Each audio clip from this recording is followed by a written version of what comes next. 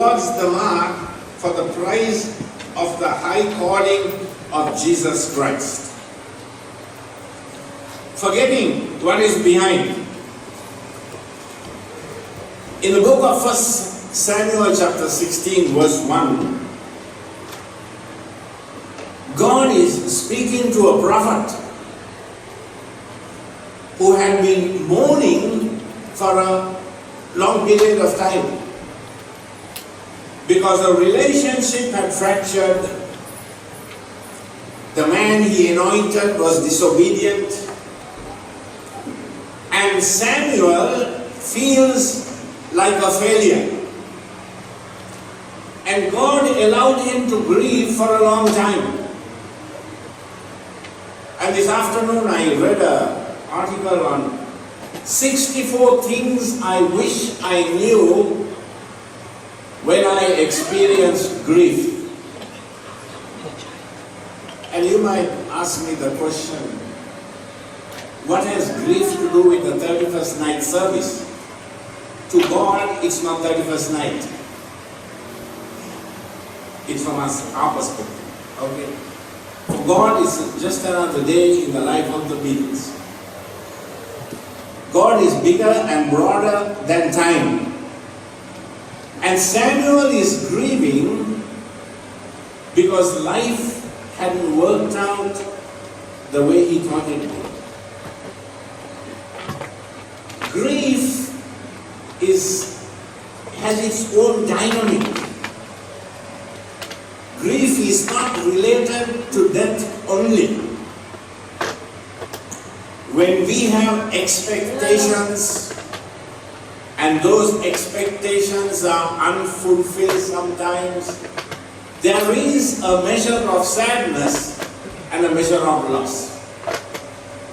And often, because we are human, we don't know how to process the grief and walk past it. When you are betrayed in a relationship, there is grief.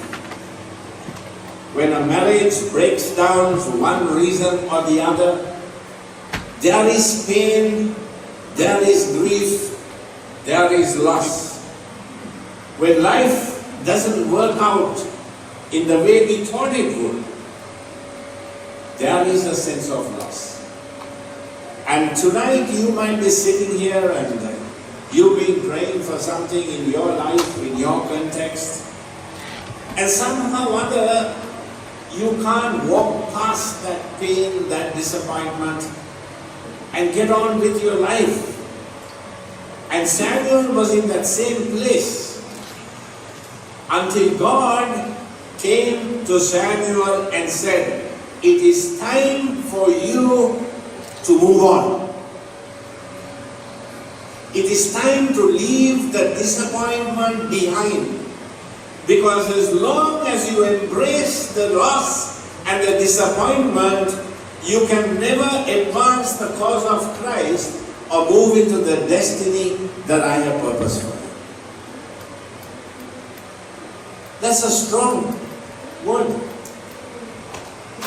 And God had to speak directly to the prophet. Many commentators agree that it was many years that Samuel had put his life on hold spiritually and emotionally as he tried to process this deep sense of pain he was going through because the man he anointed and poured his life into as the first king of Israel had ended up not the way he wanted it. And my mind goes back, don't turn to it, to the book of 1 Samuel chapter 10, when Samuel took the vial of oil and he poured it on this young man who started out with great humility but lost it somewhere along the way. Samuel was asked to do one thing, to destroy Amalek, because Amalek had warred against Israel many years ago, and God kept a record of that. And Saul was being tested in an area of obedience, but he disobeyed. And Saul did another thing. You see, Saul was anointed as king. Samuel was anointed as a prophet. And Samuel told Saul to wait 7 days until the appointed time, and that Samuel would come and offer burnt offerings. But Saul waited for 7 days, and when Samuel refused to show up, didn't show up, in 1 Samuel chapter 13, Saul goes in and offers the burnt offering. There's a principle there. He violated the boundary, and the judgment of God came on him. As I look at this story, I see this cycle repeated over and over again very often in human life. Sometimes the people we were connected to have walked in disobedience, and there is a consequence. And we feel maybe there is more I could have done. Maybe if I had a little more influence, if I did things right, things wouldn't have worked out that way. But I am reminded that every one of us is given the freedom to make choices. And if you and I make a bad choice, there is a consequence and an outworking. I'm reminded often of the story of the prodigal son in the book of Luke chapter 15. He made a bad choice. And unlike Samuel, the father in the story doesn't grieve. He doesn't experience a sense of loss because he realized that his younger son had deliberately chosen a bad choice. But what he did as a loving father was he kept the door open so that if and when that son chose to return home, he would be ready. That's how God looks at us. Samuel, his heart is breaking. And the word grief there is a very poor word in the original translation. As we try to understand the complexity of grief and all it entails, there are times when you and I go through that same emotion. And we ask ourselves, maybe if I worked harder at this, maybe if I had a different strategy, maybe if I had done life better, I wouldn't have had the outcome. And that's when God decides to intervene. You and I are entitled to grieve when something fractures. But there comes a point in life when we got to make a choice. Am I going to stay with my grief, or am I going to accept God's grace and forgiveness and move on? Because your future is not in the past, it is in the future. You see, what went wrong with Saul? Saul didn't understand the distinction between ambition and service. That's why he violated the priest's office. You know, he started out very humble. But in the space of 2 years, his heart got filled with pride. And here's the thing about pride. Pride is subtle. We all have it. Until God gets it out. Some people say, well, you know, I'm humble. Yeah, come and see me sometime. Some people look humble on the outside. Pride is internal. Pride is the sin of self-reliance. Pride is the sin that says, I can make it without somebody else's help. And the subtlety of pride is you don't know you have it until it's too late. So God had ordained a divine partnership between prophet and king. And so the prophet delayed to come. And I believe that God was testing the heart of Saul to see really what was on the inside.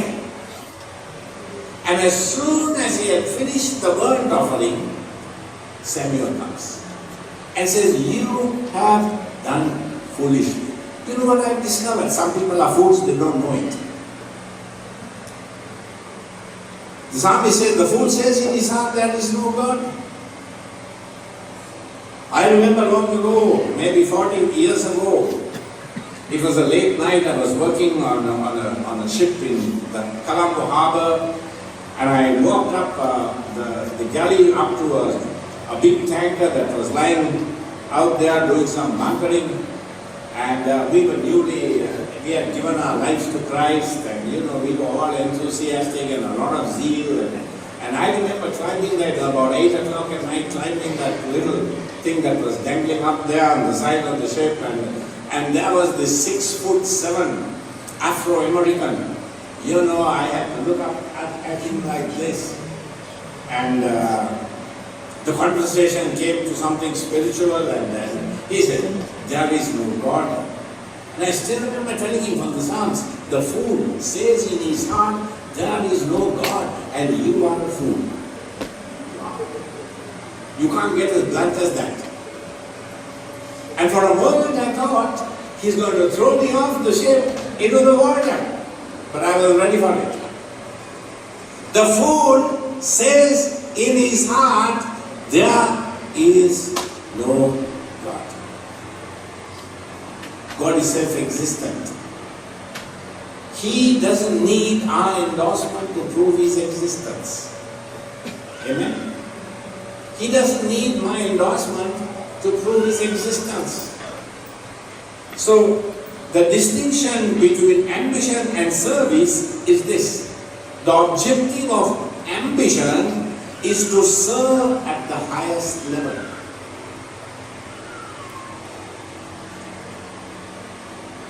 And the objective of kingdom is to serve at the lowest level. I hope that sees it. In Mark chapter 10, verse 41 to 43, Jesus said, if you want to be great in the kingdom, you got to be servant of all. Say it with me. All. You know what that means? You and I don't get to choose whom we serve. In the kingdom of God, when you understand what servanthood is, you realize you have no rights, only responsibilities. When you understand kingdom language, you will serve with a heart of willingness and gratitude, irrespective of whom you serve and where you serve. Some people will serve only if they get an opportunity to do something that's visible. But I believe in kingdom life, the most important people are the people we don't see, who sit there in the background and do something faithfully and consistently, not looking for reward. When you have a heart of service, you don't look for appreciation, because you know God is keeping an account. And in God's time, God will reward you. Amen? So, we need to understand kingdom culture is a little different from secular culture.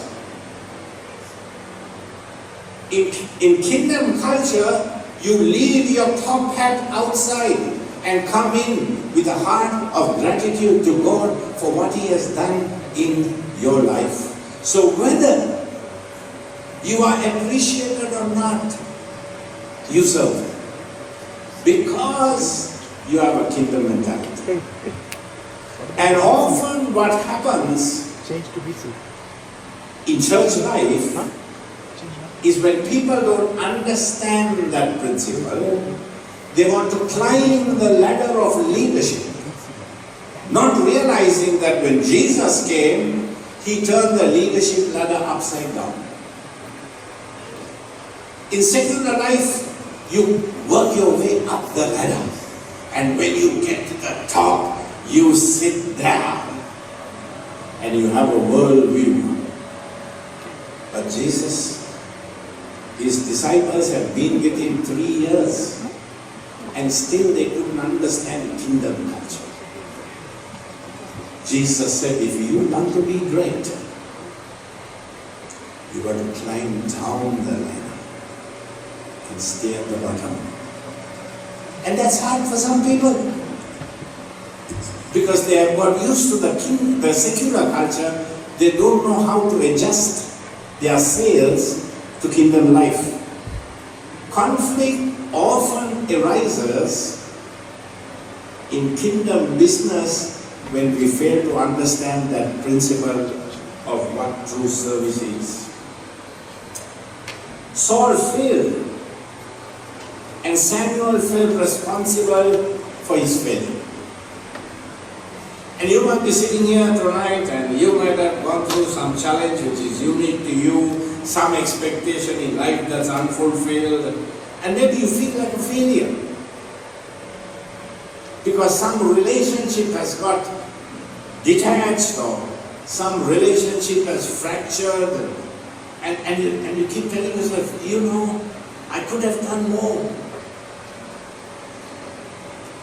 But it's time to realize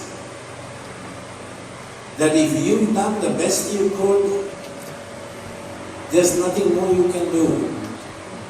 It's time to move on. Even though everything inside you says stay where you are. Because the only way you will fulfill your destiny and purpose is to leave behind what needs to be left behind and to move forward. You know, I have people come to me from time to time and they talk about the same problem over and over and over again. Because they are in a place of pain. The pain of disappointment is real. Jesus was betrayed by one of the 12. And yet, he had to learn to walk past that pain to fulfill his destiny and purpose. We have to draw a distinction between their bad choices and holding ourselves responsible for those choices. So God is telling Samuel, how long will you mourn for Saul, seeing I have rejected him from reigning over Israel? God says, move on because he's moved on. Wow. And he says something else. I've given you space to grieve. But now your grief is standing in the way of my greater destiny and purpose for your life. Wow. The strong language. It's not like God to say this. But you see, God looks at your life from a bigger and broader perspective. And he's telling some of you tonight, your pain or your disappointment is standing in the way of my greater purpose for your life. And unless and until you get a hold of yourself and make an emotional decision to move on, you stay where you are till the end of 2020 and go through the process again. How many of us have gone through something? We do. We do. Embrace pain. Learn the lesson. Let go and let God. There is no guarantee you will not experience pain again. From time to time, I have had to live this out in my own life. The pain is real. The disappointment is real. But God's purpose for my life is greater than those disappointments. And what the enemy plan for evil, God can turn for good. That's the word of God. Why did Samuel grieve? Because he loved Saul deeply. He had anointed Saul as a young man. He had developed him. He had poured his life to some extent into that young man. And now the young man had chosen to walk away, and there's nothing Samuel will do about it. Here's the truth. When people walk away, no skin off your nose. Move on. Move on. Because as long as you stay stuck in your disappointment and your sense of loss, you won't go anywhere. Every day presents us with life choices. Do I stay in my disappointment? Do I stay in my pain? Or do I choose to move on? Second thing is grief for himself. Samuel's life was ordered up to this point. But because of Saul's disobedience, it becomes disorder. And sometimes we grieve for ourselves.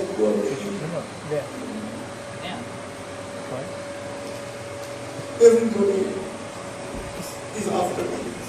Some people have what I call a messianic complex, persecution complex. They feel the whole world is against them because of some dysfunctional parenting in their early life. It's time to grow up. It's time to take responsibility for my life, my emotions. Nobody can do that for me. Every day we have to make a choice. We can't blame somebody else for our sense of loss. We got to grow up, use it as a learning experience, and then move on.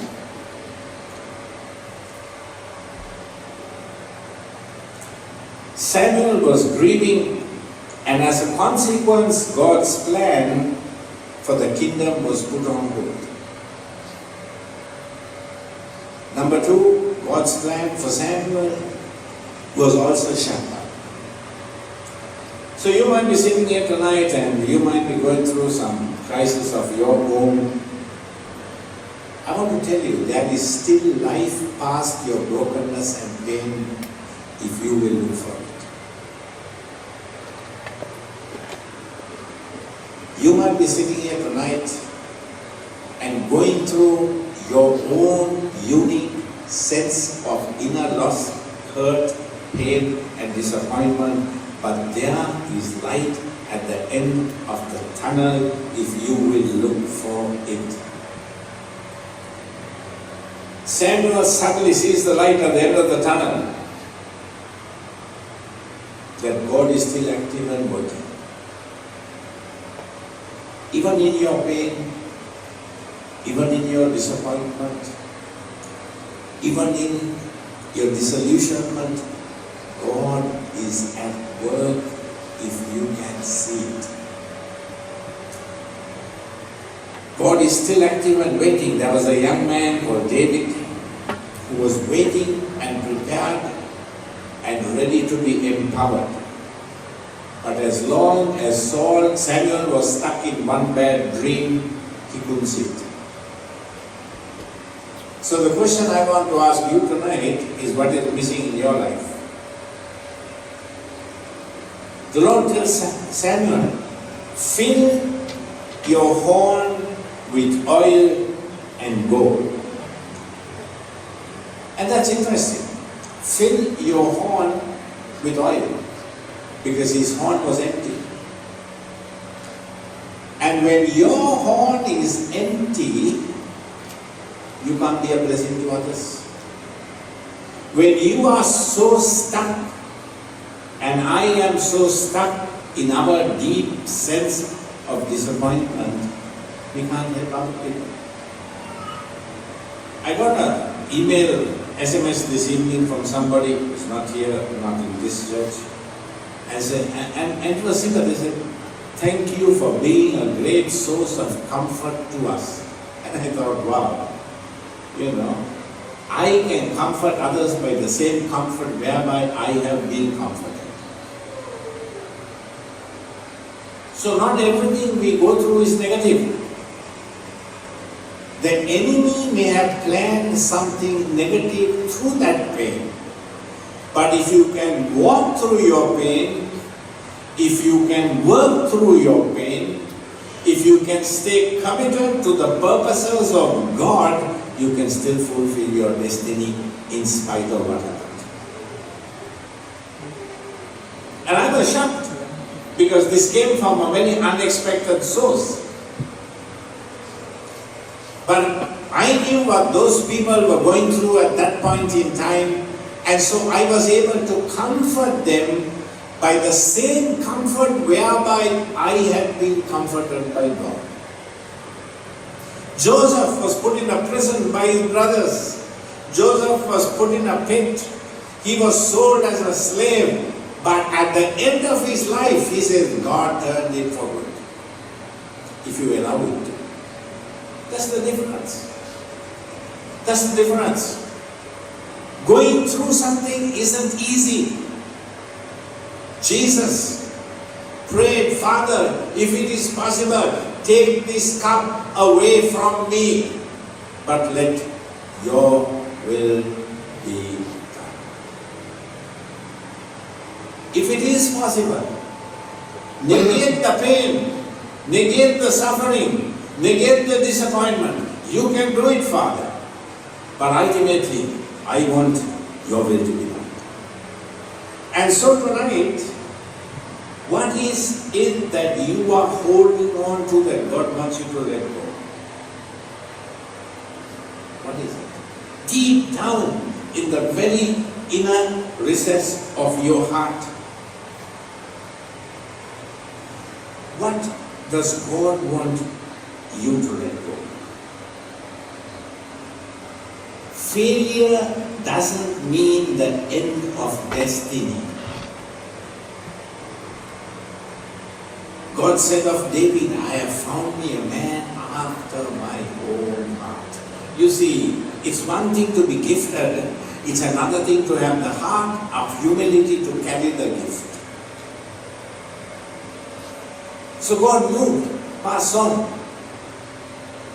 And when I think of Saul and I think of David, I realize that David wasn't God's first choice. He was God's second. But God knew one man would fail, so he put plan B into place. And maybe you're sitting here tonight and something has gone wrong in your life and your plan A has failed, God still got a plan B. If you're just willing to accept that reality and tell yourself, it's time I moved on. If there is one thing that can keep you stuck, hear me carefully tonight, it's offense. A lot of born-again, spirit-filled, tongue-speaking Christians carry offense their whole life. And they never end up in the place that God wanted them to be. Because when you move, you take your problem with you. In a marriage, sometimes it's offense. And so you might choose another option. But you end up with the same problem because my biggest problem is me. How many of you realize that? Took me a while. The only person that can stop you from your destiny is you. Nobody else. Samuel is offended with God because God had rejected Saul, but God is sovereign. He does what he wants, when he wants, where he wants, how he wants. And God comes to Samuel and says, Samuel, I have rejected him. You don't get to vote in this. It's my choice. I'm sovereign. I can do as I please. I have tested Saul's heart and found him unfaithful. Therefore, I have chosen a young man sitting there in the back of a desert, looking after sheep, because he can't do anything else. But I have anointed him to be the greatest king Israel would ever live. This is the principle. This is the principle. For those of us who look at the outward, when God looks at the inward, God is willing to raise up the most incredible leaders in Israel from the most unusual place, the sheepfold, because God, being God, can take any life and create greatness within it. Wow. So when we look at people, we look from the outside. Oh yeah, I don't think they're good enough, I know you guys don't think that way, so many people in other place. But God looks at the heart. David would make 4 mistakes, major mistakes in his life. And yet, God says, I found me a man after my heart. Wow. So God doesn't look at limitation the way we do. God doesn't look at failure the way we do. God saw something in David that he could work on. And maybe God looks at you tonight and you don't think too much of yourself because of whatever you have gone through in life, and you don't think you're of great value and worth. But God says, if you are just willing to trust me, I can do something with you and then through you. Because God is God. That's encouraging. That's encouraging. I want to encourage you tonight. Because there are many of you sitting here who are great people. But you don't see greatness inside you, because your greatness hasn't been formed yet. But if you are just willing to surrender and say, God, just take me and do what you want with me. Don't write the agenda. Let God do that. There was a young man sitting at the back of a desert. He was not valued in his home. He was not valued by his parents. He was not valued by his brothers, but he was valued by God. When Samuel went looking for a king, he looked in the wrong place. He looked at the wrong people. He looked at Eliab and he said, wow, maybe that guy, he's got it together. God said, I rejected him. And there's a young little boy of 15 sitting on the back there. And I want to speak to some of you. Don't look at people with your natural eye. Look at them with the spiritual eye. Because there is something there that God can put his hand on and use. Because God looks at the heart.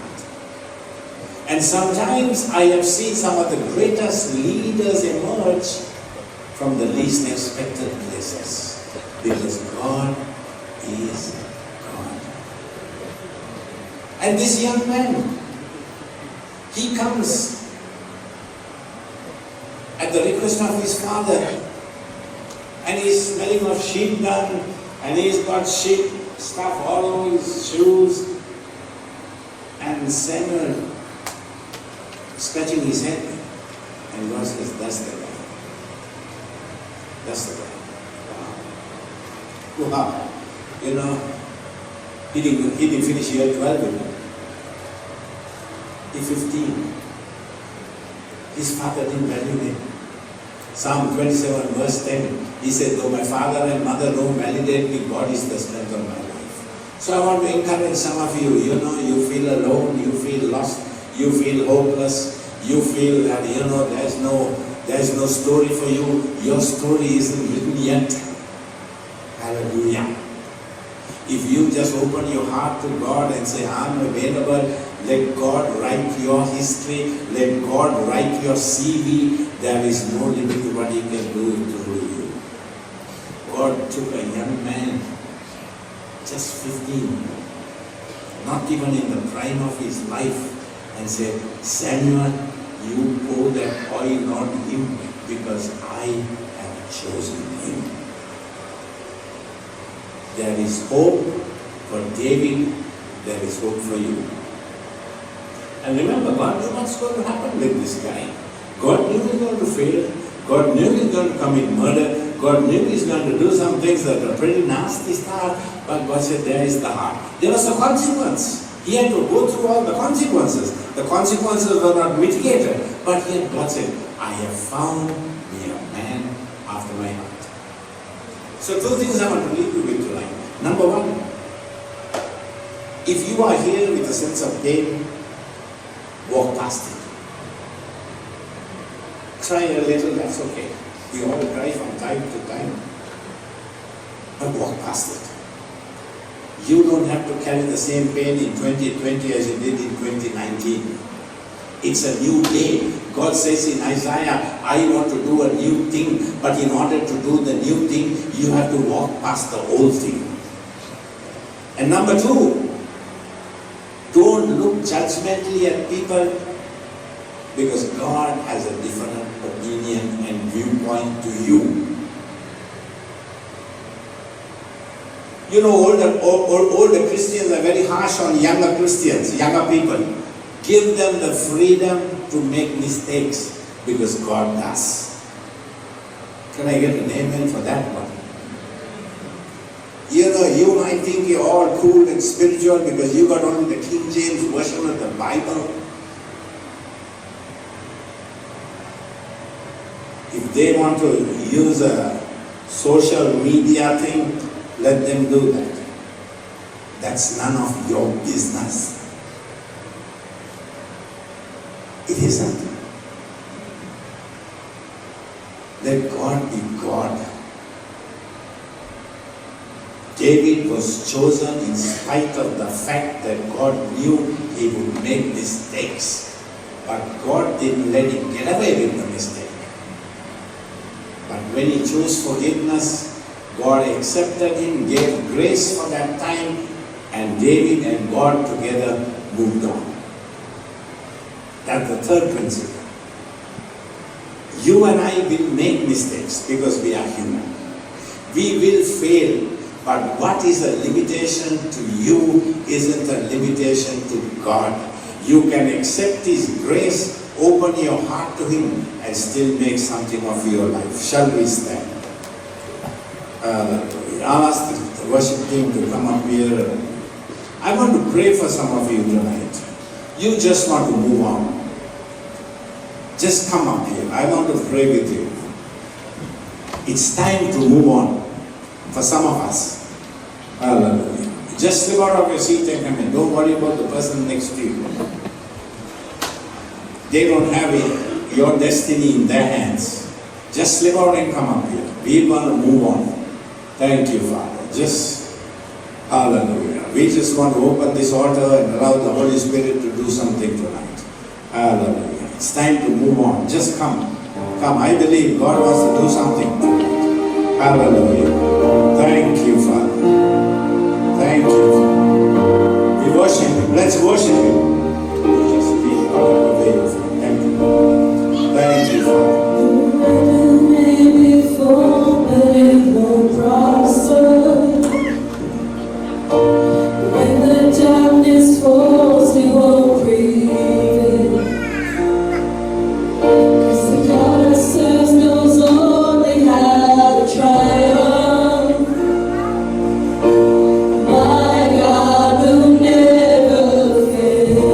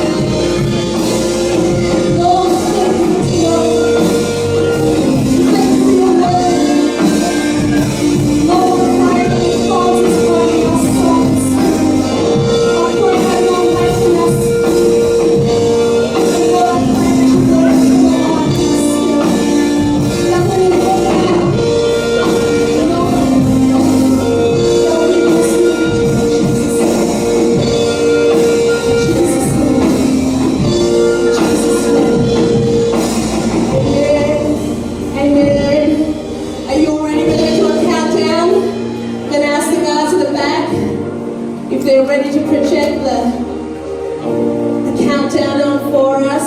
So those that do have the poppers, get them ready.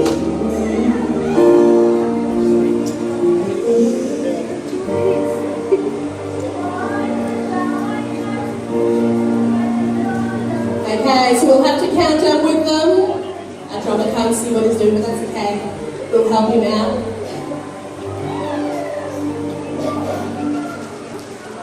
Okay, my watch says 1 more minute. Let's see what that says. Is there a time for that? 2 minutes left. 2 minutes left.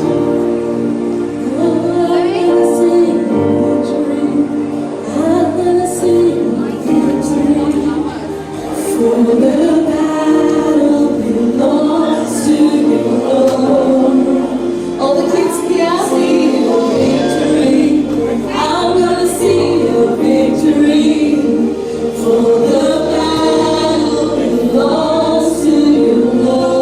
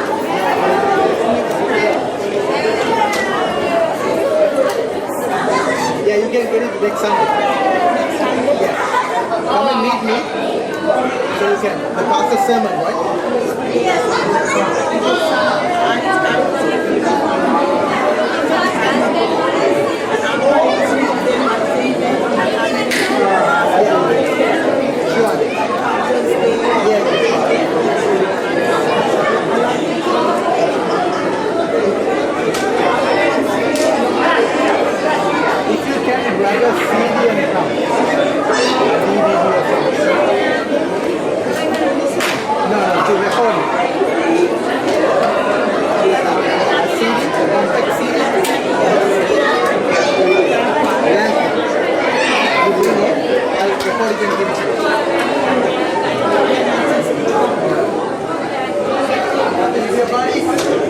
the big